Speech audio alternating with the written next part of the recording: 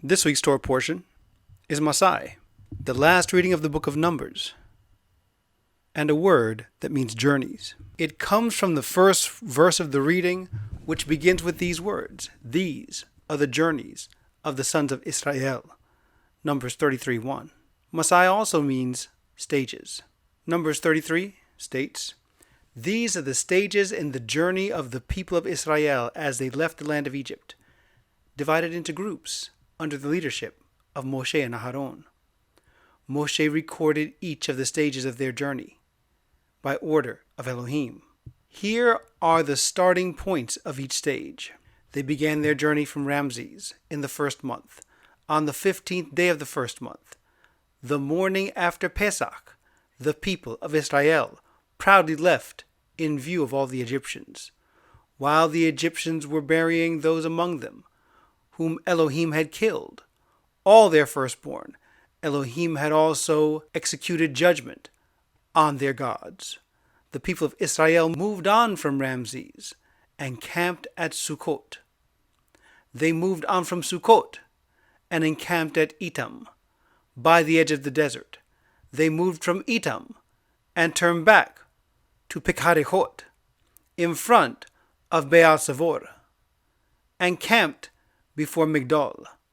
They moved on from Pien Harechot, passed through the sea to the desert, continued 3 days' journey into the desert of Etam, and camped at Marah. They moved on from Marah and camped in Eliam. In Eliam there were 12 springs and 70 palm trees, so they camped there. They moved on from Eliam and camped by the sea of Sur. Elohim had a specific journey for his people. Elohim had a specific route he wanted them to take. Are you on the journey of Elohim? Are you following his specific requests, or are you doing your own thing?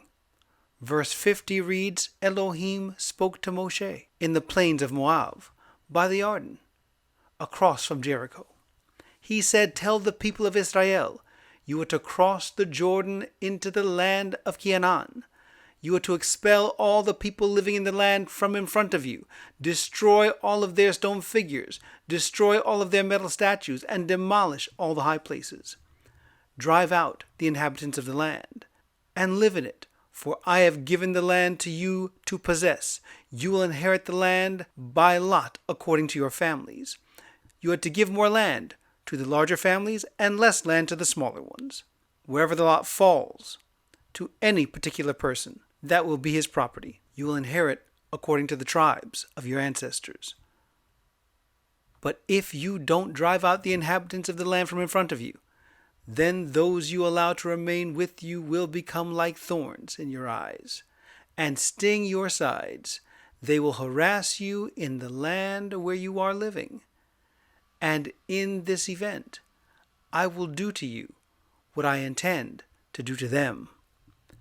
Elohim had specific instructions for them to occupy the land. They were to drive out all those existing in the land and take over. But often, we do the same thing. We allow things to come into our lives and stick with them out of convenience. Is that according to Elohim's will? Or should we follow him and drive out that which is in front of us and possess the land? Chapter 34 reads, "Elohim said to Moshe, to give order to the people of Israel, when you enter into the land of Canaan, it will become your land to pass on as an inheritance, the land of Canaan, or Canaan, as defined by those borders. Your southern border will extend to the Zin Desert, close to the border of Edom. The eastern terminus of your southern border is at the end of the Dead Sea. From there your border turns, goes south from the Akabim ascent, and passes on to Zin. From there it goes south to Kadesh Barnea, on to Hatar Adar, and on to Adzom.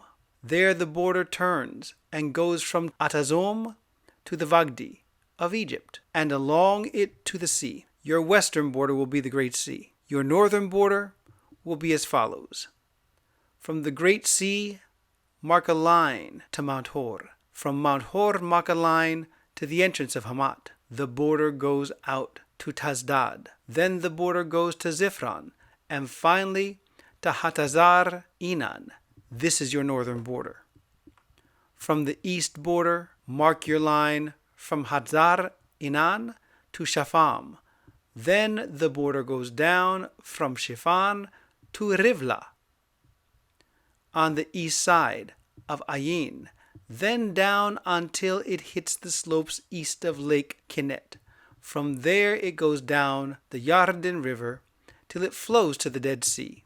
These will be the borders of your land. Moshe gave the orders to the people of Israel. This is the land which you will receive inheritance by lot, which Elohim has ordered to give to the 9 tribes, and the half-tribe, the tribe of the descendants of Reuben, have already received their land for inheritance according to their clan, and so have the descendants of Gad and the half-tribe of Manasseh. These 2.5 tribes have received their inheritance on the side of the Yarden, across from Jericho and eastward toward the sunrise. Elohim had a specific position for each tribe. Elohim had a specific purpose for each tribe, just as Elohim has a specific purpose for you. Are you fulfilling your purpose in Elohim, or are you allowing self and other issues to separate you from His way and His will? Continue to follow the Faith Network and get ready for powerful things to happen.